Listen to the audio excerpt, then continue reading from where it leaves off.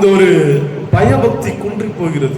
ஏன்னா வைராகியம் இல்லை. அதுவே வீட்டுல மாமியார் மேல ஒரு வைராகியம், மருமக மேல ஒரு வைராகியம், அண்ணன் தம்பி மேல ஒரு வைராகியம் இருக்குது. என்னது? அவன் எனக்கு அப்படி செஞ்சான், அவனை விட மாட்டேன். அல்லேலூயா. அன்னைக்கு இது ஏமா 2 வருஷத்துக்கு முன்னாடி அந்த அம்மா என்ன பார்த்து ஒரு வார்த்தை சொல்லிச்சு, கை நீட்டி சொல்லிச்சு ஐயா, சத்தாலும் பேசணும். அல்ல நம்ம காட்டுற வைராகியம் எல்லாம் அதுதான். ஆனா இதை கர்த்தர் வேதம் சொல்லுதுன்னா, வேதத்துல வாசிக்கும் போது சொல்லுது, உடைய சத்துருக்களை சிநேகியுங்கள். யாரு? மாமியார சிநேகியுங்கள், மருமகளை, சத்துருக்களை சிநேகியுங்கள், உங்களை நிந்திக்கிறவர்களுக்காக ஜெபம் பண்ணுங்கள். உன்னை ஒரு மைல் தூரம் நடக்க பலவந்தம் பண்ணினா அவனோடு கூட 2 மைல் தூரம் போ.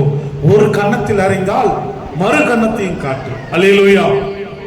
இதெல்லாம் பாருங்க, அதான் சொல்றாரு, இஸ்ரவேல் புத்திரர் உம்முடைய உடன்படிக்கை நீ சொன்ன எல்லா கட்டளைகளையும் விட்டு அவர்கள் தூரம் போனார்கள், அவர்கள் தள்ளி விட்டார்கள். அவர்களுக்குள்ளே பக்தி வைராக்கியம் இல்ல. நான் சேனைகளின் தேவனாகிய கர்த்தருக்காக வெகு பக்தி வைராக்கியமா இருக்கிறேன்.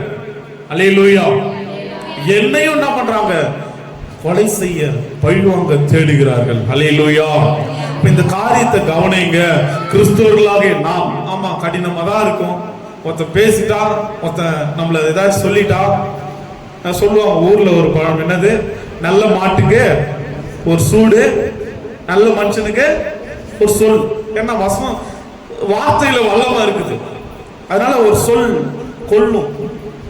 நாவானது அக்கினி சக்கரமா இருக்குது. ஆமா, பேசினா அப்படிதான் இருக்கும். ஆனா அதை யார் ஏற்றுக்கொண்டு அவர்களை மன்னிக்க மனப்பக்குவம் உடையவர்களா இருக்கிறார்களோ அவர்கள் தான் கர்த்தர் மேல் பக்தி வைராக்கியம். அல்லேலூயா.